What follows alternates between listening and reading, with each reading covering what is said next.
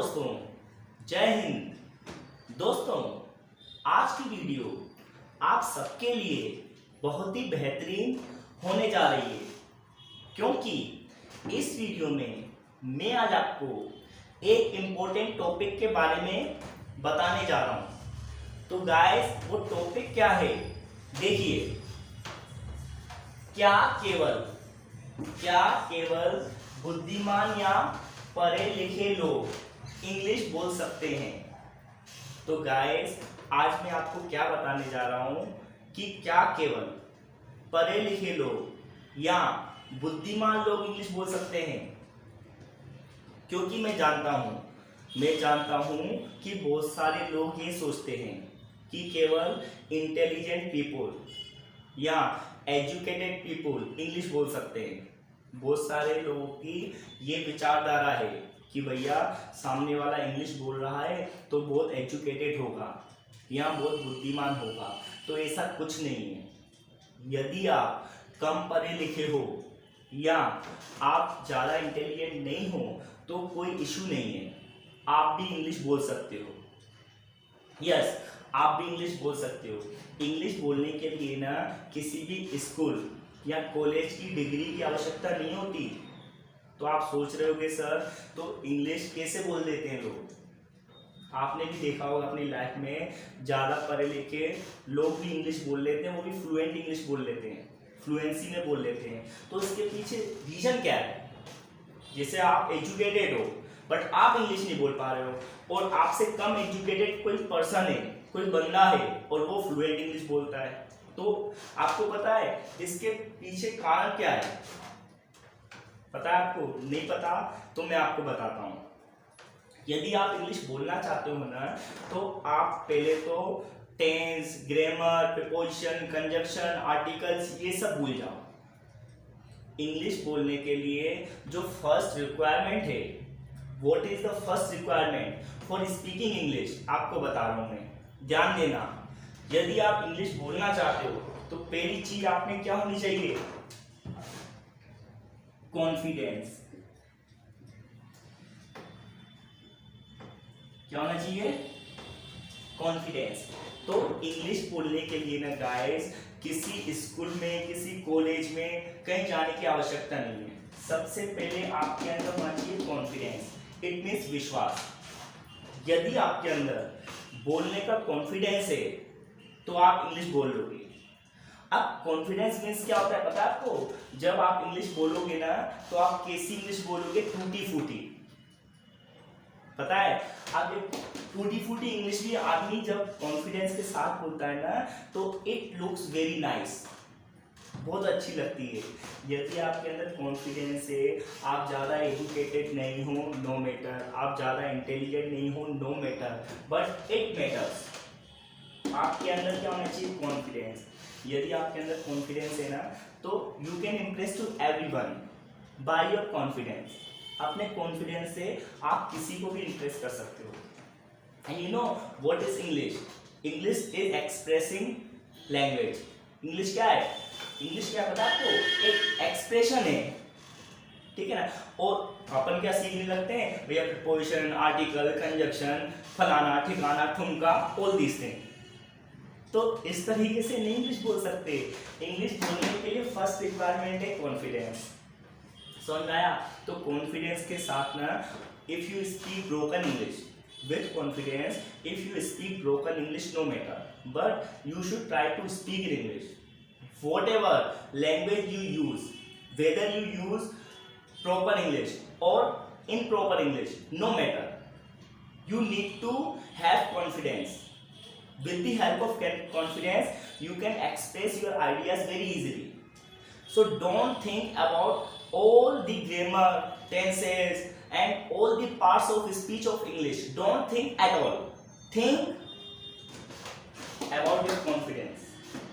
आपके अंदर कॉन्फिडेंस होगा ना गाइस, तो आप इजीली इंग्लिश बोल लोगे। आपको पता है इंग्लिश की, चलो अपन हिंदी की बात करते हैं। पता है जो लोग हिंदी बोलते हैं ना वो भी कैसे बोलते हैं? कॉन्फिडेंस के साथ। आपने देखा होगा, आपको हिंदी आती है बट आप अपने आप को ऑब्जर्व करना, अगर आपको मैं बोलूँगा ना पब्लिकली हिंदी बोलनी है किसी के सामने हिंदी बोलनी है तब भी आप अटक जाओगे। हिंदी तो हम सब जानते हैं कि नहीं, आप भी हिंदी जानते हो, मैं भी हिंदी जानता हूँ, बट बहुत सारे लोग हिंदी भी नहीं बोल पाते। तो रीजन क्या है? Lack of confidence. हिंदी बोलने में भी कॉन्फिडेंस चाहिए, not only in English but also in Hindi. तो पहली चीज है कॉन्फिडेंस। कॉन्फिडेंस है ना, आप अनएजुकेटेड हो तो भी इंग्लिश बोल लोगे, ठीक है। नेक्स्ट देखो, नेक्स्ट है विल पावर। विल पावर, ठीक है। अब दूसरी चीज है ना, जो लोग इंग्लिश बोलते हैं उनमें क्या होता है, पहली चीज तो होती है कॉन्फिडेंस होता है उनमें, सेकंड होती है विल पावर। विल पावर का मीन्स क्या होता है गाइस? इच्छा शक्ति। यदि आपके अंदर इंग्लिश बोलने की इच्छा शक्ति है तो nobody can hold you back in spoken English. समझ में आ रहा है? अगर आपके अंदर विल पावर है ना तो कोई भी आपको रोक नहीं सकता है इंग्लिश बोलने से। अब इच्छा शक्ति का मीन्स क्या होता है आपको पता है? जब हमारी किसी चीज की इच्छा है और हमारे सामने परेशानियां आ रही हैं फिर भी हम उनका शक्ति से सामना कर रहे हैं, उसको बोलते हैं इच्छा शक्ति। आपको लाइफ में कुछ करना है तो कुछ भी करने के लिए विल पावर चाहिए। अब विल पावर का मतलब मैंने बता दिया। विल पावर का मीन्स क्या होता है? विल का मीन्स इच्छा, पावर का मीन्स शक्ति। तो किसी भी कार्य को करने की शक्ति, चाहे काम करते समय आपके सामने कितनी भी परेशानी आ जाए, आप उस काम को किए बगैर नहीं मानोगे, तो उसको बोलते हैं विल पावर। तो इंग्लिश सीखने के लिए सेकंड रिक्वायरमेंट क्या है? Will power. पहला हो गया कॉन्फिडेंस, दूसरा हो गया विल पावर, ठीक है। अब मैं बता रहा हूं लास्ट, अब मैं आपको लास्ट चीज बताऊंगा। कॉन्फिडेंस और विल पावर की हेल्प से आप इंग्लिश इजीली बोल सकते हो। आप परफेक्ट नहीं बोलोगे, आप ये मत सोचना कि सर हमने कॉन्फिडेंस भी है और विल पावर भी है फिर भी इंग्लिश नहीं बोल पा रहे। बोल तो रहे हो आप, बट कैसी बोल रहे हो? ब्रोकन। अब ब्रोकन इंग्लिश बोलता है ना कोई स्टूडेंट, तो एक दिक्कत आती है किसकी? वो सोचते हैं क्या होते हैं वो? ह्यूमिलिएट, ठीक है ना। अब ह्यूमिलिएट का मीन्स क्या है? बेइज्जती। देखो मैंने लिखा है ह्यूमिलिएट, तो ह्यूमिलिएट का मीन्स क्या होता है? बेइज्जती। आपकी बेइज्जती भी होगी। जैसे आप इंग्लिश बोलोगे ना गाइस, तो बहुत सारे लोग आपको ह्यूमिलिएट करेंगे, मतलब आपकी इंसल्ट करेंगे। तो आपको घबराना नहीं है, डरना नहीं है, लेट देम डू, उनको करने दो। अगर इंग्लिश बोलते वक्त आपकी कोई इंसल्ट कर रहा है, आपको कोई ह्यूमिलिएट कर रहा है, तो आप मर जाओगे क्या? मर तो नहीं जाएंगे ना अपन, करने दो ह्यूमिलिएट। कम से कम हम कोशिश तो कर रहे हैं, okay. At least you are trying, aren't you? समझ में आ रहा है? तो आपको जो ह्यूमिलिएशन है या ह्यूमिलिएट है उससे डरना नहीं है। अगर आपने ह्यूमिलिएट को क्रॉस कर लिया, मतलब ह्यूमिलिएट को बियर कर लिया, सहन कर लिया, तो आपको इंग्लिश बोलने से कोई नहीं रोक सकता, ठीक है। तो आपको अंदर अपने अंदर क्या क्रिएट करना है? ह्यूमिलिएशन पावर, मतलब बेइज्जती सहने की शक्ति। तो पहला पॉइंट था कॉन्फिडेंस, दूसरा पॉइंट है विल पावर, तीसरा है ह्यूमिलिएट। अगर आपकी कोई बेइज्जती कर रहा है, लेट देम डू, ओके, करने दो उनको, कोई दिक्कत नहीं है।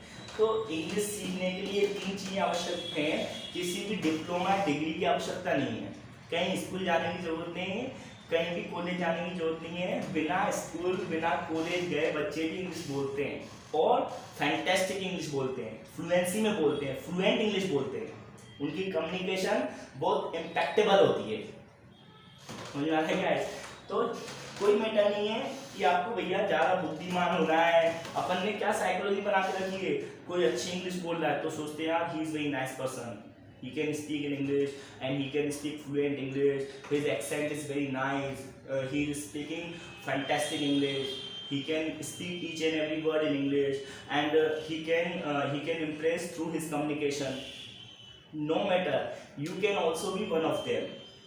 You can also be one of them. You need to three things in your life. First thing is your confidence, second thing is your willpower, and third thing is what? Humiliation power, ठीक है ना। कोई insult कर रहा है, करने दो। तो ये चीजें आप अपने अंदर ले आओ और आपको खुद ऑब्जर्व होगा कि आपके अंदर इंप्रूवमेंट हो रहा है। ठीक है, तो ये कुछ चीजें थी जो मैं आपको बताना चाह रहा था। एक क्वेश्चन मेरे कमेंट बॉक्स में आया था, ठीक है, या मेरे माइंड में आया, ये क्वेश्चन मेरे माइंड में आया, क्या केवल बुद्धिमान या पढ़े लिखे लोग इंग्लिश बोल सकते हैं? तो ऐसा कुछ नहीं है।